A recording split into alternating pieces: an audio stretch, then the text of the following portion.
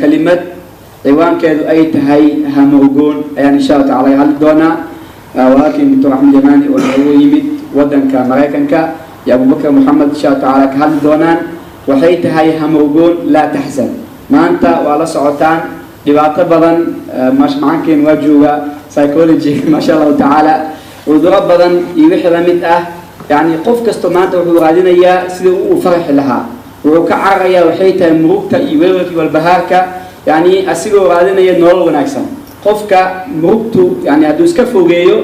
يعني وحي جالسين يسا وحيته هاي وحو ونكسم كنت كتابك صدق أقرسيت وآذى وفرحيسة وكتابك أوجود طابعات بدن كتاب قال كتاب مسلم وكتابك أوجود كتابك كليه كطابعات بدن وكتابك قرآنك وكتابك لبعض أوجود طابعات بدن واحد تاسو waxay ku tusaysaa marka dadkii inay u baahan yihiin barnaamijkaas inay u baahan yihiin ibn qayyim rahimahullahu ta'ala hadal aad u qiimo badan oo wuxuu yiri afar arin jismiga disha afar arimood jismiga disha waxyaalaha jismiga dira waxa kamid ah yiri alham wax ugu horeeyo uu keenay waxa waa ham qofka murug inay ku dhacdo fiiri qofka markuu murug u timaado ama walwalo ama walbahaaro maxaa ku dhacayo مسكحيا وقفكي وحو نقنا مظلوم ونقنا جسمي كان أوجدا ولا ليال وحا حكم وحا وروحا واحد ابن آدم كان نينك وحو قبضان أما نينك وغلفت وين هدو أنت تاجين هدي نفتك بحض هالمر ودولك كدعة روحي واي مركا واحد جرهنا يكون عيسى جرهنا الله بقى يبوا جرهنا جسمي يكون عذا جرهنا روحي يكون عذا حزني كمركا كمر دعو جسمي كمر دعو من الدكتور تجي سيدو لو داوين تايلان ولو سو قراي أما برستمول إنتي استعماشان لو سو قراي ما أهن أما عربد لو سيناي ما أهن ودمada gaalada waxay ogaadeen jid qofku uu qaba waa stress way wala dajina bis waxa la dilaa qaybtii tafkiirka la dilaa lana saa ognahay ibn aadanka saddex xidida ugu waaweyn wuxuu leeyahay xididna waxa wala veina la dhiig uu qaada xididna waxa waa aarari waaye oo hawadii iyo oksijiinka jismigu qaada xididna waxa waa nerviga waaye marka ayaga waxay dajinayaan waxa nerviga dajinayaan qofku markii nerviga laga dajiyo marka muxuu sameeynaa ihsaas badan ma lahaanay laakiin qofkii macnaheedu ma inuu caafimaaday ma ahan inuu caafimaaday ma jiradan marka oo la yiraaho walwalka la yiraaho ama murugta la yiraaho jira jismiga ku dhacda ma ahan marka hore in daawada la ogaado waxa loo baahan aslan jismiga ina diagnose lagu sameeyo dhakhtar marka uu tagtid waa xanuunsan marka tiraahdo hore daawo kaama siinaya he wants to know what you have okay maxaa kugu dhacay su'aalooyin badan oo ku weydiina intaas dhan wuxuu rabaa inuu sameeyo tashkhiis waxa ku hayo inuu ogaado suuquusi daawada kugu munaasabsan walwalkan marka ama qofka murugtan ku dhacayso jismiga kuma dhacay waxay ku dhacayso ruuxday ku dhacayso maxaa keeno waxa ugu weyn oo keeno wixii solutionka walaalkeen u deyn doona maxaa keeno waxa keeno ugu weyn waxa waaye naqsil iimaan qofkan iimaankiisa inuu hoos u dhaco saa ogna ahlu sunna wal jamaa iimaanka yaziidu wa yanqus yaziidu bittaa'a wa yanqus bil ma'siyah iimaanka ibn aadanka kor u kaca taacadu kor u kaca macsiidana hoos u kaca markastuu qofka iimaankiisa kor aado markastuu farxad ku noolaanayo waa farxadu ku nool qof mu'min waay farxadu ku markastuu iimaankiisa hoos u dhacane waa markastuu adduunyada uu ka fikiraayo maxaa imaana marka mushkilada adduunka ku furmayso adduunka walwalkii wuxuu bilaabaa marka inuu fikiro maxaa dhacay see wuxuu dhaceen marka wuxuu ku keenaa fikir ziyaado ku keenaa musiibada dibka ugu horeeyo oo keena walwalka keena waxa waay ضعف الايمان keeno dibka labaad oo keena waxa waay عدم الرضا بالقدر إلهي سبحانه وتعالى قدر وسميه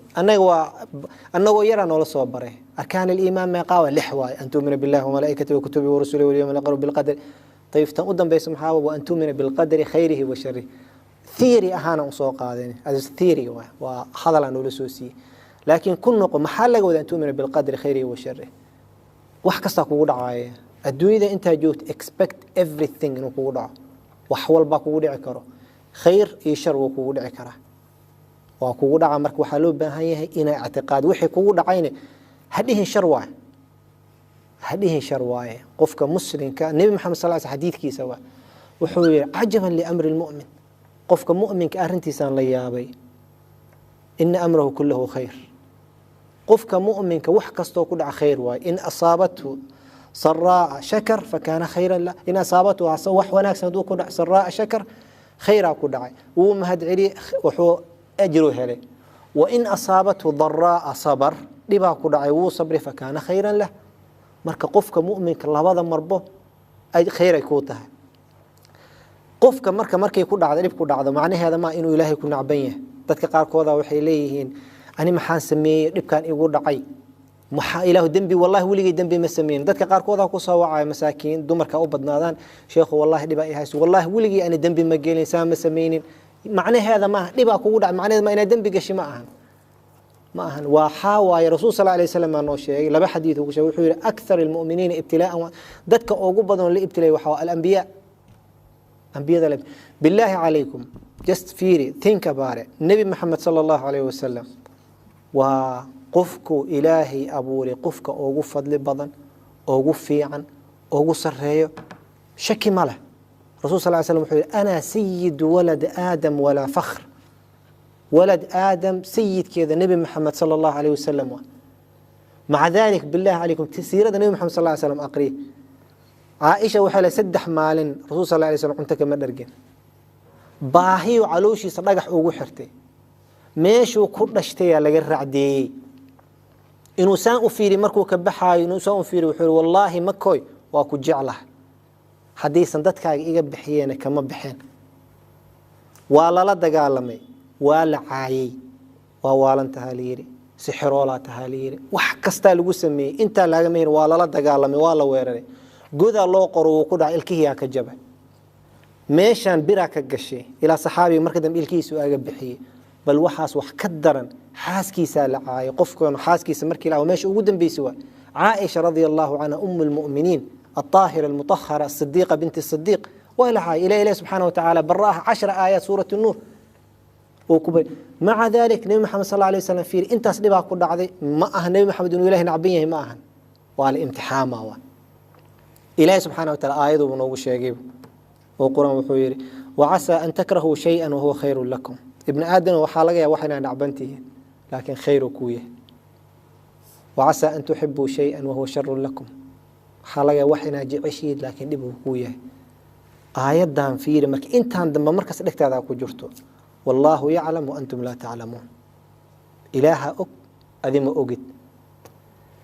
إله أك أذم أوجد مركا كدر ستد بلاس مركا تراهد إلهي وحو يجي عليه هو يدي أبيه إكوال مركا وحواي وحفي عن نيته والله يعلم وأنتم لا تعلمون وحكستوك ودعو إله أك أذم أوجد خير واي نبي وحنا شيء إله هو يدي أباه إنه كاجي عليه كل جينا قارا والدي قارنا ولي معه والد واتقانا هويدي ابا نفتودي u hureen hooyadu waarta iyadoo baahanay siinaysa ilmaha waxay siinaysa taas macnaheedu jecel ay u qabto waa ilaahayna taas ka daran uu ka jecel yahay so markuu dib kugu dhaco ilaaha og sababta kugu dhacday marka ku darsatid ilaahay hooyadii aabihii uu jecel macnaheedu waxa khayr ku tahay waxa la sheeganin maalin meel abaar uu ku jiro uu ka tagay asiga iyo xaaskiisa iyo 3 caruur uu lahaa وإسرائيل مركي دحدا مرايين هل نيفي وتين ماشي وتجي جيلي لهاين هلكي جيل كا كدمه سي السعودين حاسكيسي عرورتي سوحو كويري انيغا سي رادينايه idinka meeshan sii jooga meel warka wuxuu dajiyay oo saaxiib buurar u dhawaayeen meel oo iska hoosay deganayeen maamadii haday naag aan dhaho sometimes marka muxaadareenaaga dadka qaar koodana sheekhu naag ka dhigay naag daan dhaho daaminis ceeb iga ma ahay haday dhahdaan dhaho way idin sheegaya maamadii marka ninkii caruurta wuxuu ku yiri inta sii jooga saddexdii meeshu aaga tagay ilaa markuu wax yar ka tagay habeena la gaaray rooba soo dacay roob aad u badan soo dacay ninkii marka waxa ugu horeeyay maskaxdiisa ku dhacay waxay ahayd caruurtii iyo saddexdii caruur iyo hooyadood meeshii aga soo tagay meeshii joogaana waa meel buurar shalaalaad ama daad laga yaabaa inuu soo galo roobna waxa soo dacay oo caadi ahayn ninkii ma noqon karo toosh ama wuxuu haysta mal uu ku noqdo roob xuna da'ooyo geed hoostiisu isaga gabaday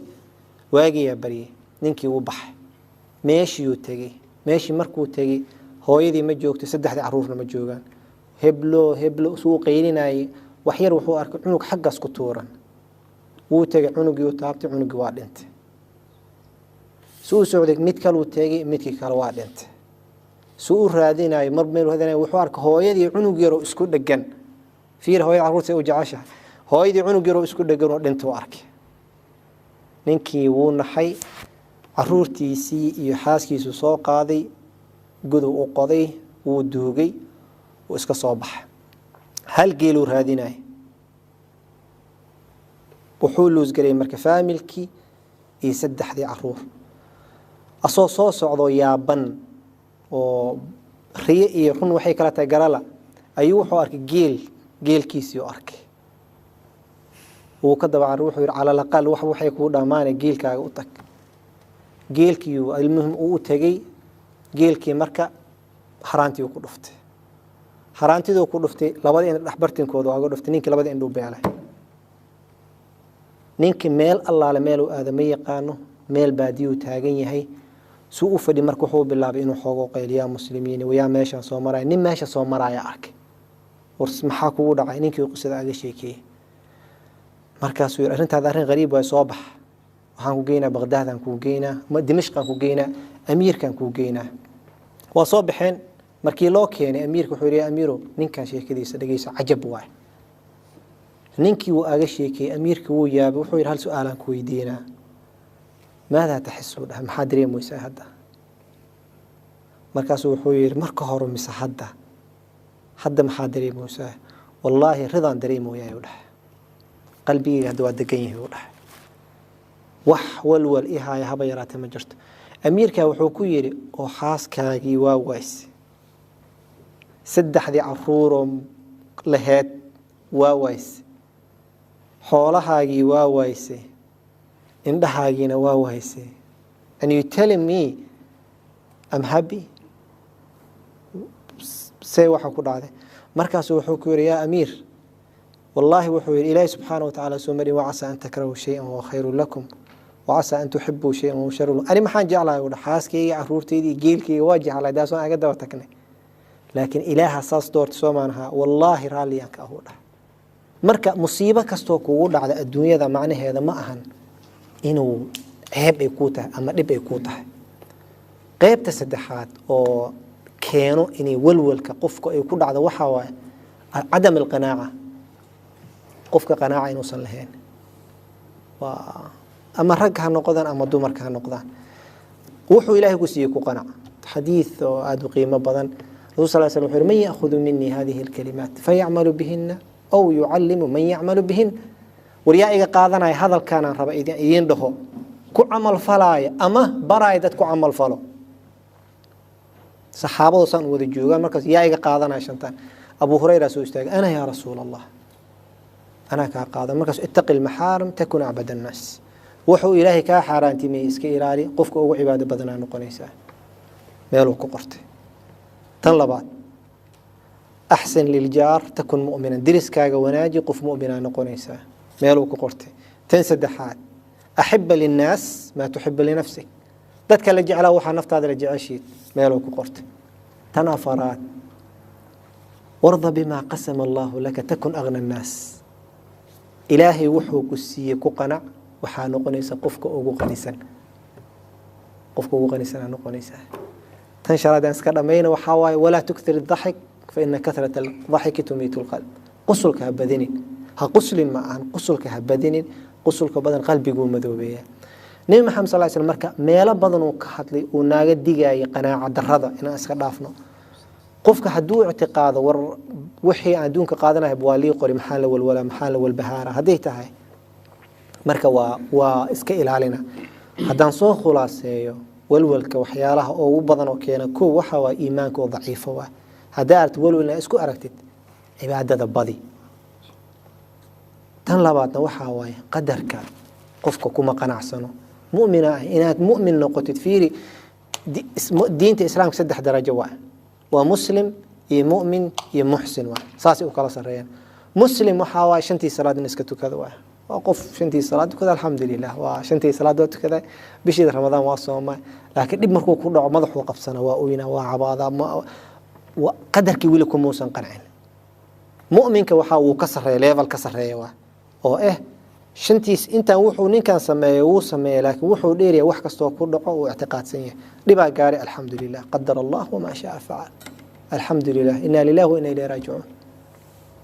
kan saddexaad oo kasii sarreeyana waxaa waaye muxsin waay oo qofkaas waaba labadiina uu isku darsaday cibaadadan waxaa waaye ilaahay wuxuu aaga baqa an tacbud allaha kaannaka taraa fa in lam takun taraa fa innahu yaraak